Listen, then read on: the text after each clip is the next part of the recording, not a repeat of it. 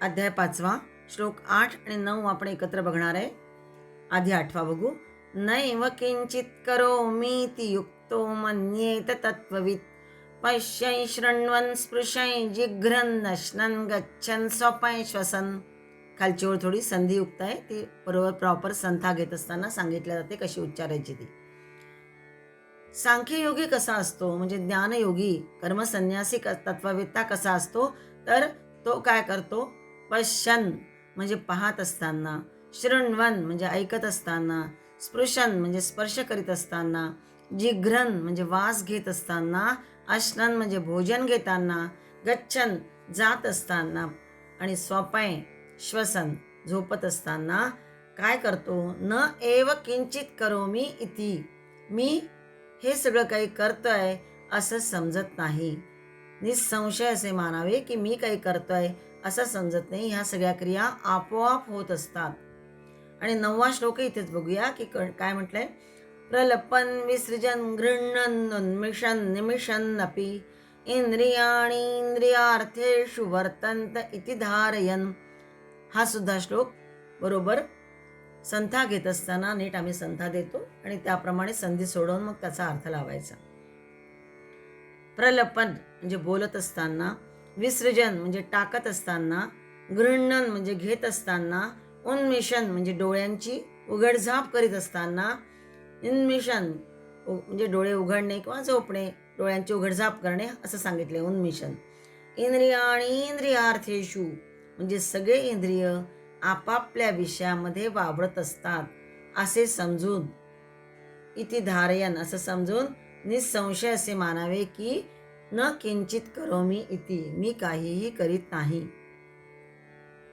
असा हा तत्ववेत्ता सांख्ययोगी म्हणजे ज्ञानयोगी कर्मसन्यासी मानतो. या सगळ्या क्रिया सहज होत असतात. बघा ना, वरील दोन्ही श्लोकावरून लक्षात यायला हवं की या सगळ्या क्रिया कशा आहेत. या 13 क्रिया सांगितलेल्या आहेत. पाहणे, ऐकणे, स्पर्श करणे, हुंगणे, रस घेणे म्हणजे नंतर श्वास घेणे, नंतर खाणे म्हणजे रस घेणे, जाणे, झोपणे, श्वास घेणे, बोलणे, सोडणे, घेणे, पापण्या उघडणे आणि पापण्या बंद करणे. उन्मिषण निमिषण जे म्हटलंय तो त्याचा अर्थ की पापण्या उघडणे, पापण्या बंद करणे. यात वरच्या श्लोकातील क्रिया ज्ञानेंद्रियांनी आणि खालच्या श्लोकातील ज्या क्रिया आहे सांगितल्या त्या 5 कर्मेंद्रियांनी होतात. 8व्या श्लोकात 5 क्रिया 13 क्रियांपैकी ज्या काही क्रिया सांगितल्या आहेत त्या सगळ्या कशा होतात, ज्ञानेंद्रियांनी. आणि खालच्या श्लोकातल्या ज्या क्रिया आहेत, बोलत जाणे, टाकणे, घेणे, डोळ्यांची उघडझाप करणे, या सगळ्या कर्मेंद्रियांनी क्रिया होत असतात. अशा 13 क्रिया सांगितलेल्या आहेत. स्वपन म्हणजे झोपणे, ही कशी आहे, अंतःकरणाची क्रिया आहे. श्वास घेणे प्राणाची क्रिया आहे. डोळे उघडणे आणि मिटणे या उपप्राणाच्या क्रिया आहेत. आपण सांगू शकतो की मी हे सर्व करीत नाही, तर आपोआप ते होतं. त्यामुळे कर्तृत्व भाव माझ्याकडे नाही, कारण आपलं त्यात काहीच कर्तृत्व नसतं. डोळे उघडणे, पापण्या मिटणे सहज होऊन जाते. या सगळ्या क्रिया, झोप लागणे वगैरे या सगळ्याच क्रिया, श्वास घेणे, सोडणे या काही आपण करत नाहीये. म्हणजेच इथे कर्तृत्व भाव आपला नसतोच. जर या सगळ्यावर आपला कंट्रोल असता, श्वास घेण्यावर, सोडण्यावर, डोळे उघडणे, मिटणे यावर जर आपला कंट्रोल असता, तर आयुष्यातील शेवटचा श्वास माणसाने सोडलाच नसता किंवा वापस घेऊ शकत नाही आपण तो श्वास. डोळे मिटणे उघडणे आहे का आपला त्याच्यावर कंट्रोल? नाही. बघा ना, कधी कधी पार्लमेंटमध्ये सुद्धा बसल्या बसल्या कसे डोळे मिटले जातात आपोआप त्यांचे. किंवा आपण एखादं काही अगदी ठरवतो की नाही आपल्याला ऐकायचंय किंवा बघायचंय, तरी सुद्धा आपोआप आपले डोळे मिटून जातात. इतकी सहज ती क्रिया होऊन जाते झोप आली की. म्हणजेच हे सगळ्यावर आपला कंट्रोल नसतो. 3ऱ्या अध्यायात आपण बघितलं 27व्या श्लोकामध्ये की प्रकृते क्रियमाणानी अहंकार विमूढात्मा कर्ता हमिती मन्यते. म्हणजे ह्या सगळ्या प्रकृतीच्या अनेक क्रिया होत असतात, पण अहंकार विमूढ आत्मा जो असतो तो मात्र मी केलं, कर्ता अहम इति मन्यते, मी मी मी हा अहंकार त्याचा असतो. कर्तृत्व भाव हा स्वतःकडे घेत जातो. 18व्या अध्याय सुद्धा 13व्या श्लोकात येणार आहे आपल्याला की पश्यत्य कृतबुद्धित्वान न सपश्यती दुर्मती. म्हणजे हा जो दुर्मती असतो, आधी म्हटलंय 3ऱ्या अध्यायात विमूढ आत्मा, अहंकार विमूढ आत्मा, इथे 18व्या अध्यायात म्हटलंय त्याला दुर्मती. म्हणजे खरं तर करून सुद्धा न केल्यासारख्या या सगळ्या क्रिया असतात, पण त्यात हा दुर्मती मात्र मी केलं असं म्हणतो. विमूढ आत्मा, दुर्मती हे प्रकृतीच्या नुसार क्रिया होतात. हे जो जाणतो तोच खऱ्या अर्थाने पाहतो, तोच तत्वविद आहे. बाकी सगळे विमूढ आत्मा आणि दुर्मती होय. पण तत्ववेत्ता काय बघतो की मी खऱ्या अर्थाने तो जाणतो की मी हे जे माझ्याकडून होत आहे हे मी करत नाहीये, हे माझे आपोआप होत आहे. मनुष्याने प्रयत्न न करताही ही सगळी कर्मे शरीराकडून स्वतः घडतच राहतील. याचा करता कोण आहे? मनुष्याचा प्रयत्न न करताही, मनुष्य प्रयत्न यात काहीच करत नाही, पण आपोआप ते घडत जातं. मग कोण करता याचा? ज्याने विशेष हेतूने हे शरीर निर्माण केलेलं आहे तो या शरीराकडून हे कर्म करवून घेतो. जर शरीर निर्माण केले तर तो त्याचा काही विशेष हेतू असेल म्हणूनच केलेले आहे. तर ते स्वस्थ ठेवण्यास अत्यंत आवश्यक असणारी जी कर्म आहेत, सगळी कर्म ती सर्व विश्वविशिष्ट हेतूच्या पूर्ततेसाठी निर्मिलेली आहेत.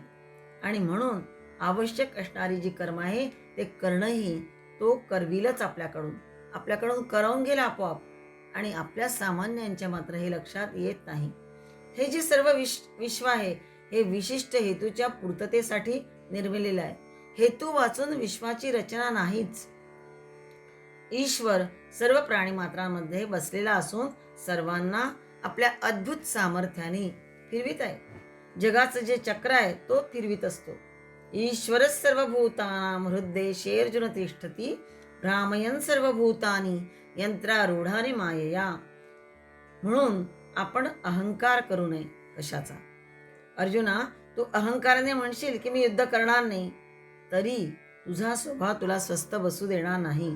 सार्वभौमिक हेतूच्या सिद्धीसाठी आत्मसमर्पण करण्याचा भाव आपल्या अकर्तृत्वात आहे. पूर्ण शक्तिशाली पुरुष स्वार्थ सिद्धीसाठी कर्म न करता सार्वभौमिक हितासाठी कर्म करत असतो. जो शक्तिशाली पुरुष असतो, महाभाऊ ज्याला म्हणता येईल, असा जो शक्तिशाली असतो तो आपल्या स्वार्थासाठी कर्म करत नाही, तर सार्वभौमिक हितासाठी तो कर्म करत असतो. अहंकाराने मी करतो म्हणत राहून एकटे राहून जर कार्य केल्याने शक्तीची उलट हानीच होत असते. जर ज्याच्याकडे अहंकार असतो, मी करतो असं म्हणतो, तर त्याची प्रगती कधी होतच नाही आणि त्यामुळे त्याच्या शक्तीची सुद्धा हानी होते. आत्मबल वाढत नाही, उत्कर्षाकडे तो जाऊ शकत नाही. पण अहंकार सोडून संघरूप जर बनलं, सगळ्यांना एकत्रित करून संघ कार्याने जर कुठलंही काम करत गेलं, तर ती जी एकत्र शक्ती असते ती शक्ती संघपतीच्या प्रेरणेने वाढत जाते. जो संघपती असतो, जो नेतृत्व करणारा असतो, त्याच्या प्रेरणेने वाढत असते आणि आपोआपच मग अहंकार सोडून एकत्र सगळ्यांना करून कर्म करत गेलं की आत्मबल प्रत्येकाचं वाढून एक उत्तम कार्य घडत जातं. आणि म्हणून कर्माचं फल करता स्वतःसाठी न ठेवता, म्हणजे कर्माचं फल किंवा कर्तृत्व भाव स्वतःकडे किंवा स्वतःसाठी न ठेवता दुसऱ्यांच्या हितासाठी अर्पण करायला हवे. आणि हा ज्याच्याकडे नेतृत्व असतं, अशा प्रकारची कार्य करण्याची ज्याच्याकडे शक्ती असते, तो हे सगळं करतो. तो कर्मयोगी हे नक्की ते सगळं करून घेतो, कारण दुसऱ्याचं हित महत्त्वाचं तो समजतो. दुसऱ्यांच्या हितासाठी तो सगळं हे अर्पण करतो. यातून हेच सांगायचंय की जसे या श्लोकात पाहिलेली सगळी कर्म शरीराकडून होतात, पण दुसऱ्या एखाद्या शक्तीच्या नियंत्रणाने होत असतात. ही जी आपण बघितली, मी पाहत पश्यन् शृण्वन् स्पृशन् जिघ्रन् सगळे, किंवा प्रलपन विसृजन गृह्णन 9व्या श्लोकातली, या सगळ्या क्रिया शरीराकडूनच होत असतात. पण कोणीतरी एखादी शक्ती जी आहे आपल्यामध्ये बसलेली, तिच्या नियंत्रणाने होत असतात. आणि म्हणून आपल्याला मिळालेले हे जीवन आहे त्या प्रभूने समोर आणलेल्या कार्यासाठी, जे काही कार्य आपल्या समोर आलेलं असेल त्या कार्यासाठी समर्पित करावे. पण कुठलंही कार्य नव्हे, जे विघातक कार्य आहे त्यासाठी नव्हे, तर चांगल्या विधायक कार्यासाठी. विघातक नको, तर विधायक कार्यासाठी आपलं जीवन समर्पित करावे. अहंकार रहित होऊन करावे, हेच जणू भगवंताला यातून सांगायचं. अध्याय 5 श्लोक 10 बघतोय आपण.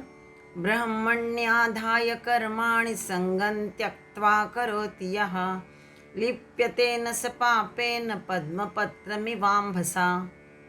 ब्रह्मण्याधाय म्हणजे ब्रह्मणी आधाय. ब्रह्मणी आधाय म्हणजे परमात्म्याला अर्पण करून. काय तर कर्माणी सर्व कर्मे. संगं त्यक्त्वा पुन्हा आसक्ती सोडून. संग म्हणजे आसक्ती. आसक्ती सोडून यह करोती जो पुरुष करतो. सगळी कर्मे परमात्म्याला अर्पण करून जो पुरुष आसक्ती सोडून कर्म करतो तो न लिप्यते पापेन, तो पापानी लिप्त होत नाही. पण कसा दृष्टांत दिलाय की पद्मपत्रम इवांभसा. पद्मपत्रम इव अंभसा, पाण्यातील कमलपत्राप्रमाणे. पाण्यातील कमलपत्र जसं लिप्त होत नाही पाण्याने, त्याप्रमाणे हा पुरुष पापानी न लिप्यते म्हणजे लिप्त होत नाही. जर सगळी कर्म ब्रह्मणी आधाय परमात्म्याला अर्पण करून आसक्ती सोडून केली तर तो पुरुष कसा पापानी लिप्त होत नाही. त्यासाठी हा कमलपत्राचा दृष्टांत दिला या श्लोकामध्ये. मागच्या श्लोकामध्ये 8 आणि 9 मध्ये मी काहीही करीत नाही, नैव किंचित करोमीति असं म्हणण्याचा अर्थ मी व्यक्तिगत छोटे कार्य सोडून विश्वगत विशाल कार्यास वाहून घेतले आहे असा आहे. निर्दोष कर्म करण्याची युक्ती या श्लोकामध्ये सांगितलेली आहे. 10व्या श्लोकामध्ये 2च अटी आहेत मात्र याच्यामध्ये. कोणत्या तर संगं त्यक्त्वा आणि कर्माणि ब्रह्मणी आधाय सर्व कर्माणि. संगं त्यक्त्वा म्हणजे फलासक्तीचा त्याग करून कर्म करणे. यासाठी कमलपत्राचा दृष्टांत दिलाय. पाण्यातील कमलपत्र जसं पाण्यामध्येच उत्पन्न होऊनही पाण्यातच राहूनही त्याच्या पानावर पाण्याचा थेंबही राहत नाही, कोरडे राहते. त्यावर पडलेला दवबिंदूही हवेची झुळूक येताच अलगद पत्राला ओले न करताच दूर होतो. तसा हा भक्तयोगी कर्माने लिप्त होत नाही. म्हणजे करता कर्माचे फल केवळ स्वतःच्या उपभोगासाठी ठेवीत नाही. हा जो करता असतो हा कर्माचं जे फल मिळेल ते स्वतःच्या उपभोगासाठी ठेवीत नाही, हे सांगायचं आहे. म्हणजे संगं त्यक्त्वा. त्यासाठी एखादं उदाहरण बघूया आपण. एका घरातच याचा अनुभव घ्या ना. जर एखाद्या घरातील प्रमुख कर्ता पुरुष वा स्त्री कमावती किंवा कमावता आहे, पण परिवारात असणाऱ्या आपल्या इतर सदस्यांसाठी म्हणजे मुलंबाळ सोडून कोणासही न देता फक्त स्वार्थ जर बघत असेल तर त्याचा काय उपयोग. मुलाबाळांसाठी ते सगळेच करतात, पण ते सोडून आणखीही कोणास न देता हा फक्त आपला आपला स्वार्थ बघत असेल तर त्याचा काय उपयोग. आणि मग त्यामुळे काय होतं, घरामध्ये कलह वाढतात. प्रसंगी याच्यावर इतर वेळ आली समजा अशी, तर मग कोणीही साह्यभूत होत नाही. कारण याने कोणाला मदत केलेली नसते, त्यामुळे यालाही याच्यावर जर वेळ आली तर कोणीही साह्यभूत होणार नाही. मग कुटुंबाचा कुळाचा नाशच होईल.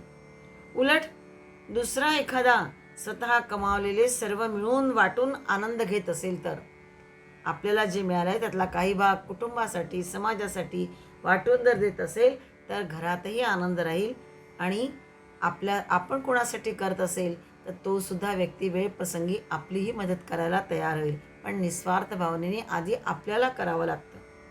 हे तत्व गावागावामध्ये राष्ट्रामध्येही लावता येण्यासारखं आहे. भोग साधनांचा आपल्यापाशी संग्रह न करता इतरांसाठी काही ना काही करीत जाणे, देत जाणे आणि सर्वांना समृद्ध करीत जाणे, ही भावना असणे म्हणजे संगं त्यक्त्वा कर्माणि न लिप्यते. असा जो आसक्ती सोडून सर्व कर्मे करतो, अर्पण भावाने करतो, तो कधीही न पापेन लिप्यते, पापाने लिप्त होत नाही. आणि दुसरं सांगितलंय ब्रह्मणी आधाय कर्म ब्रह्मार्पण करणे. ब्रह्मार्पण करणे म्हणजेच काय तर परमात्म्याच्या प्रीतीसाठी म्हणजेच ईश्वराच्या संतोषासाठी जे त्याला आवडते. ईश्वराचा संतोष म्हणजे काय? तर जे त्याला आवडते, परमेश्वराला जे कर्म आवडतं, जे उत्तम कर्म आवडतं, ते करण्याचा मी प्रयत्न करीन. असा जो करतो तो विश्वहितासाठी, समष्टीच्या हितासाठी, सर्वांच्या हितासाठी करीत जातो. कारण अमुक चांगलं कर्म करतोय मी, म्हणजे हे परमेश्वराला नक्की आवडतंय आणि म्हणूनच तो इतरांच्या हिताचा विचार करतो, विश्वहिताचा विचार करतो, समष्टीच्या हिताचा सुद्धा विचार करतो. म्हणजेच ब्रह्मणी आधाय सर्व कर्मे तन मन धनानी सेवाभावी वृत्तीने केलेले शुभ कर्मे ईश्वरार्पण करेल तर मग पापेन न लिप्यते. एखादी चूक समजा झालीही असेल, अशुभ कर्म असेलही, तरी सुद्धा भगवंताला मी अर्पण करून करीन. तो साक्षी ठेवून मी जर करेल, हा भाव जर मनी असेल, तर बाकी सगळं भगवंत बघून घेतो. क्वचित चूक होते, दोष येतात, पण तरीही भगवंत त्याला बरोबर योग्य मार्गाला नेईल, हा विश्वास हवा. फक्त तन मन धन तिन्ही पवित्र हवे. नाहीतर दुसऱ्या मार्गाने मिळवलेलं धन आहे, मग देऊन टाका इतरांना, हे नको. तर तन मन धन तिन्ही पवित्र असायला हवे. तन म्हणजे शरीराची अपवित्रता काय करते? रोगांना आमंत्रण देते, कार्य व्यवस्थित होणार नाही.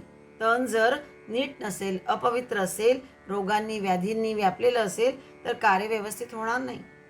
मन अपवित्र असेल तर वाईट विचार येतात मनामध्ये सतत, मग चुकीचे निर्णय घेतले जातात, चुकीच्या मार्गाकडे तो ओढला जातो. आणि त्याचप्रमाणे धन सुद्धा, यात केवळ पैसा एवढाच अर्थ नाही आहे, तर धनाने घेतलेल्या वाईट सवयी सुद्धा, धनाने घेतलेल्या वाईट गोष्टी सुद्धा, वस्तू सुद्धा, यामुळे सुद्धा मनुष्य स्वस्थ स्थिरमती राहत नाही.